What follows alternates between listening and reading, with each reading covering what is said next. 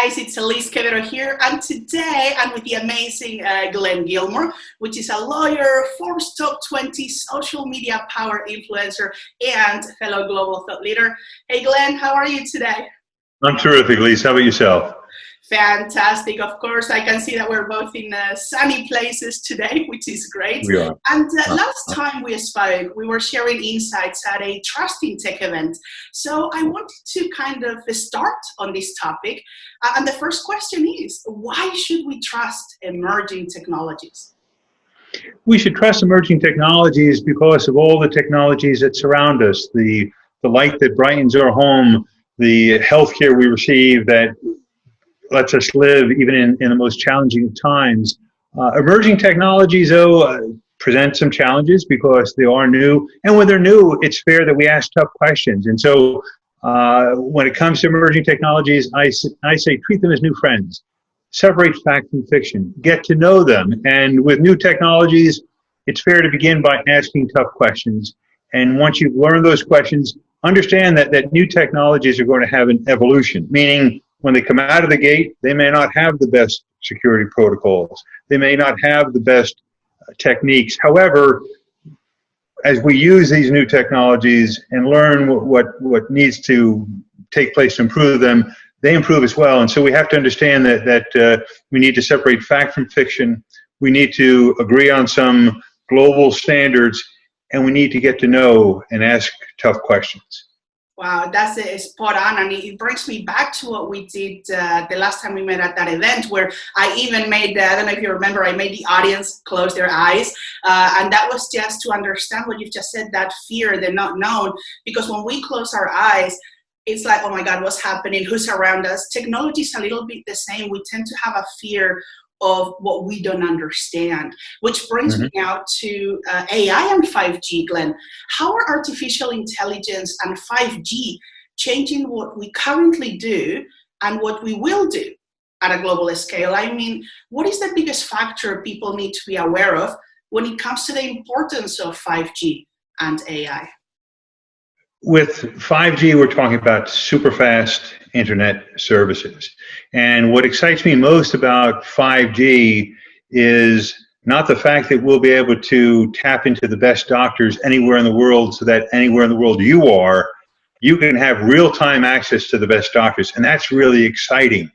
5G, because of its ability to give us the instant real-time information, also will open the doors to the new world that I think we've all been waiting for the longest time, saying, when will we have autonomous vehicles, robotics that are untethered? 5G promises to bring all of those technologies to us. But what I find particularly exciting about 5G is the fact that it will speed up, I believe, innovation, accelerate innovation, because when we have internet services we can rely on, when they're fast, suddenly our work can speed up.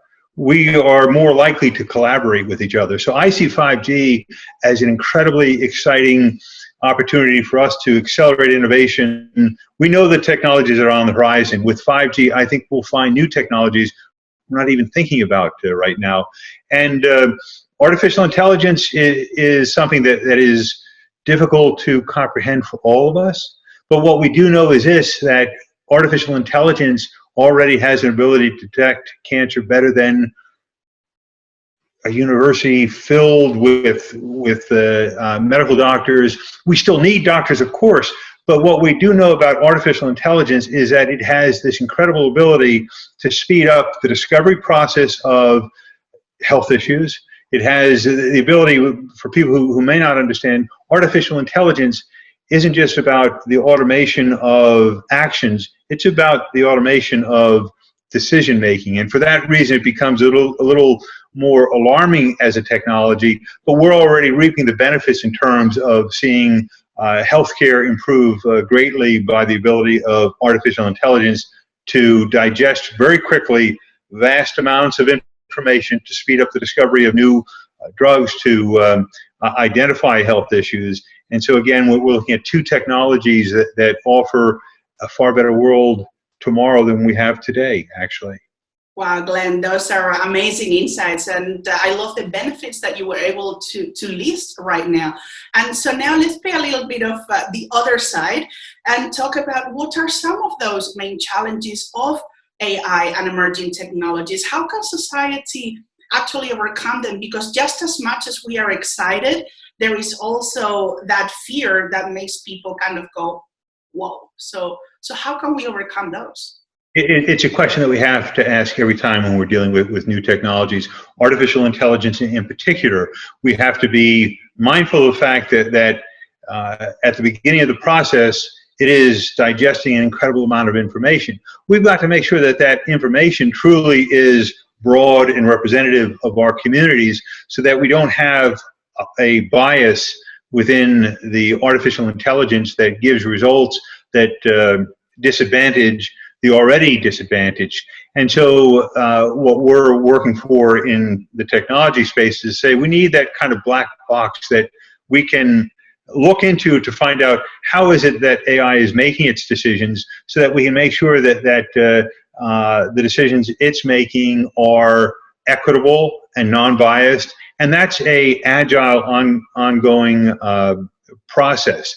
With 5G, we need to make sure that there are global standards that we listen to, and we don't just insist on these standards, but we listen to what the experts do have to say. So, for example, we've seen tragedies in England recently where 5G masts have been burned down. One that I saw today in the news took out service for a hospital. And we've also seen many instances where the towers are being burned down aren't related to 5G. And so there is this need to understand what these technologies are doing, to ask tough questions, but to also digest what's being said by the experts, by people in the field who have the education and experience to share with us to help us understand what the true facts are relating to new technologies. You are spot on, Glenn, and I've always said that as well, that, I mean, from my perspective, education, it is a huge kind of part to tackle some of these challenges. You've mentioned the United Kingdom, 5G posts being burned down, and it's true. I'm keeping updated with the news, and I think it's been now 5 or 6 masts that have been taken down. That affects connectivity, it affects hospitals, a lot of people are working from home, and there is a lack of understanding. Now, you've also been a professor, Glenn, or you also are a professor. So what are actually your views on that importance of tech education moving forward? Because it's going to be hard to kind of make an influence to the older generation maybe, but we do have the new wave of the future of technology coming up. How important is this, not just for them, but for everybody? We all need to become technologists. I have dear friends who still marvel at the fact that I do some of the things I do because they know how tech challenged I've been at one point in my life, and to some extent even now have challenges that I've got to overcome. But the bottom line is that each of us needs to devote some time to understand what new technologies are and what opportunities they offer us. Because as we're doing here right now, the ability to collaborate across national boundaries at a time in which most of us aren't allowed to leave our homes is just one example of why we have to become more familiar with technology so we can continue to do business, continue to educate, continue to learn. These are all compelling reasons why each of us has got to take the time to understand technology better. And when we do, we'll have more fun with those technologies, we'll have more opportunities with those technologies, and that technologies will continue to advance in ways that benefit all of us. Thank you, Glenn. That's actually a very good insight. And again, education, talking about it, reminds me of Tech for All, which is a topic that most of us, Glenn, in the tech industry are quite passionate about. So we keep talking about what's happening in the world right now, and there has been an increase on that access to connectivity, being reliable. So do you really think with what's currently happening, we can achieve better tech for all? Can we do it at a faster pace very soon? Do you think there is a mindset shift happening both in the tech and the non-tech world? We absolutely need to do better in closing the digital divide. The moment that our world is going through right now, where the internet provides the only connection for a lot of people, whether it's using telemedicine, whether it's connecting with family and friends, for a lot of people in the world and in all countries, there's a lack of access to affordable, reliable internet. That has got to change.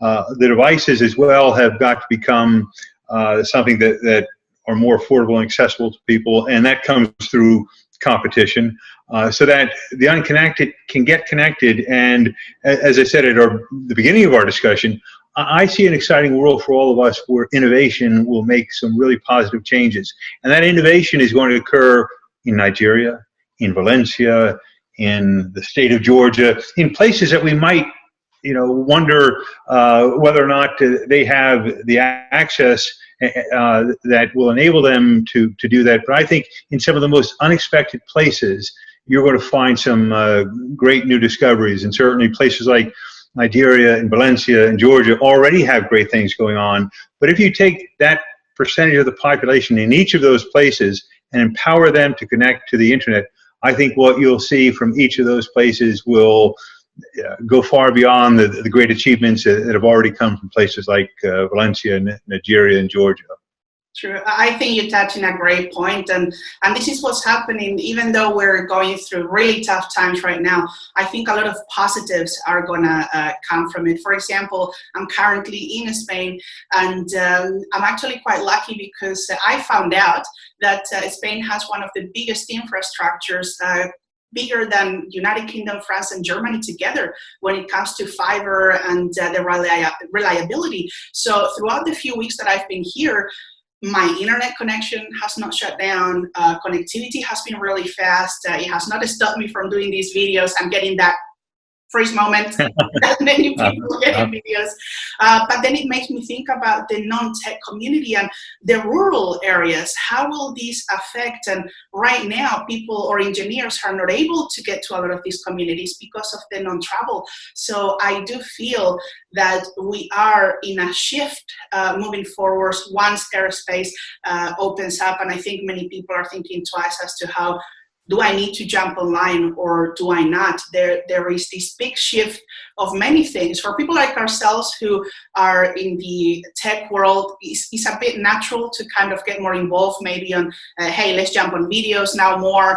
Both of us were doing a lot face-to-face, but we weren't doing as many videos maybe as we are now.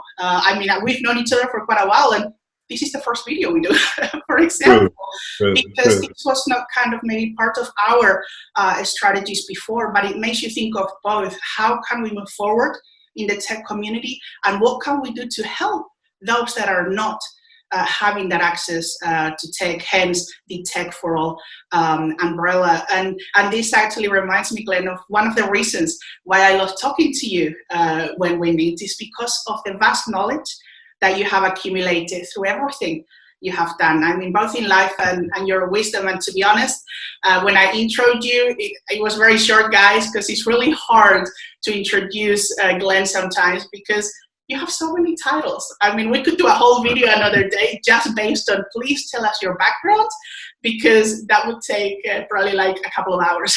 So my question on that is that now, obviously, you spend a lot of time in the digital world and traveling. So what is it that you love the most about what you currently do? I love learning. And I am not someone who has a tech background. I'm a lawyer by profession. And yet I find myself teaching classes in emerging technologies and security in cyberspace. And that comes about through this passion, talking to other people about how we can improve our world with technology. We're seeing profound changes, and those profound changes offer a better life for all of us, but we've got to all be able to participate in it to make it happen. When we were talking about connectivity before, I'm from the US. I'm currently living in Sicily. Although I have internet, I have to confess, I'm using a hotspot. I'm using a hotspot because the local internet services just aren't reliable enough for me to have this sort of a conversation And that points to a big problem, and again, the digital divide. I have the ability to get a standalone hotspot that provides me with this secure, reliable connectivity. The people in my village, and it is truly a village that I live in here in Sicily, don't have that option, or many of them don't have that option, which means they're not connected. They're not able to share their thirst for knowledge and the learning that they have and the creativity they have, and that disadvantages not just them, but all of us. Correct. I love what you just said, Glenn. And guys, this is exactly what I meant. Glenn has such an incredible background, and of course I will put a link below because you've been a mayor, you know, lawyer, you come from this non-tech world, but like we always say in life, success or evolution is not about who's the most intelligent or the strongest. There is that saying that says it is the one that is able to adapt the most. Your knowledge now includes this security, this digital, this social media, and we do live in a social world, so you do need to share. And it's exactly what I like as well. If we have knowledge, and I always say, please share it with the world. Maybe this video inspires one or two people to say, hey, maybe I can do a video too, or wow, Glenn has this background, I have a similar background, but I never share my knowledge. You know, like you said, you also teach classes. There is so much as individuals that we can do, but it's only when we get together like we do now that we can collaborate, that we can share even more in conversations like today. And when you touch about the connectivity, it follows up on before. We are very lucky right now that we do have reliable connectivity, but how many people don't? The people, like you said, in the house next door or a couple of blocks away if you're in a village, they don't. So it makes when you don't have that connectivity, it means that in an emergency you can't connect to a doctor and have telemedicine. I was actually talking to a family member just yesterday, and she mentioned how she had a teleconference with her doctor, not just one doctor, but a couple doctors. And she did that because she had a laptop and connectivity. For those people who may find themselves in a crisis of whatever sort, the lack of connectivity, reliable connectivity, has profound implications. And so when you ask, you know, is there room for improvement? There's incredible room for improvement, and it will benefit all of us when that improvement takes place.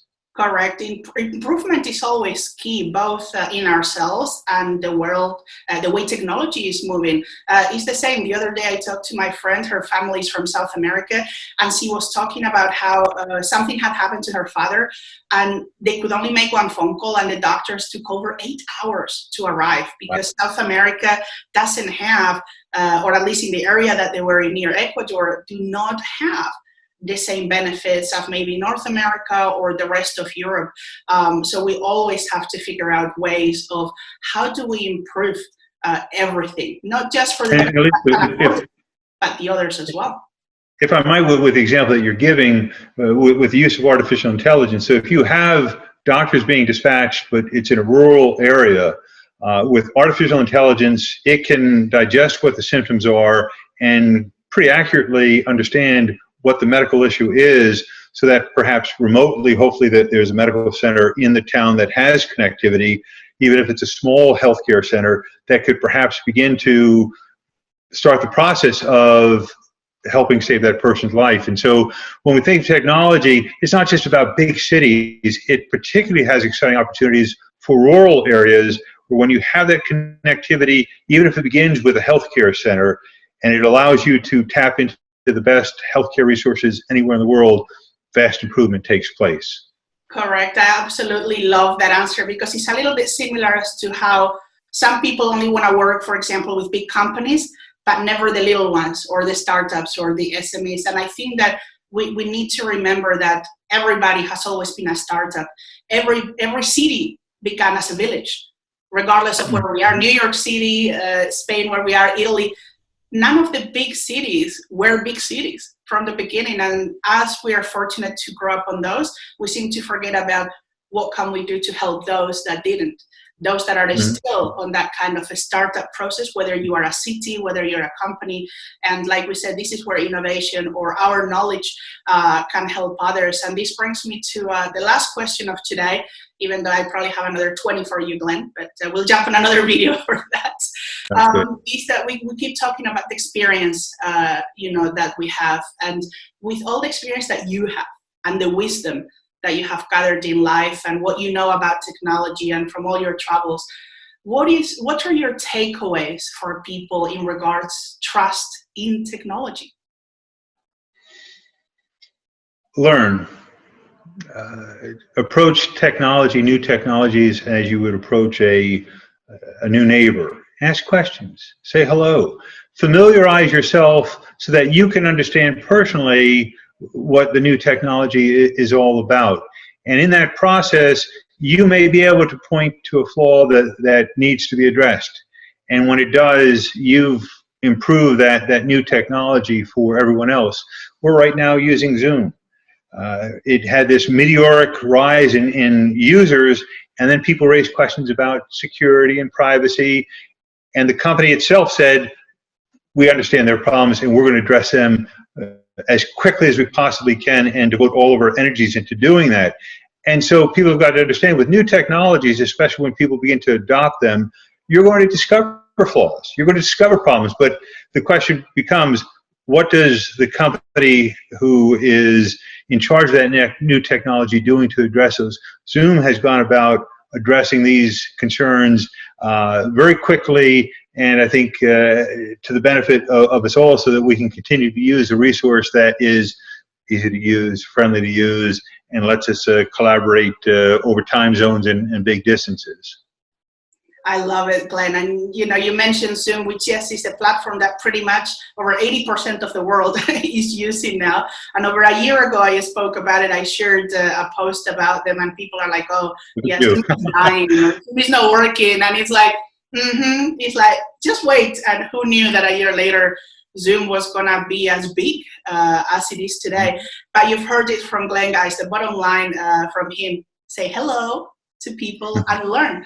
To have trust, bottom line, we need to educate, we need to collaborate, and we need to have a mindset shift. So thank you so much, Glenn, for joining me today on this chat. I always love your insights. I look forward to talking to you again very soon. So thank you so much, Glenn. And guys, we'll see you again very soon. Bye.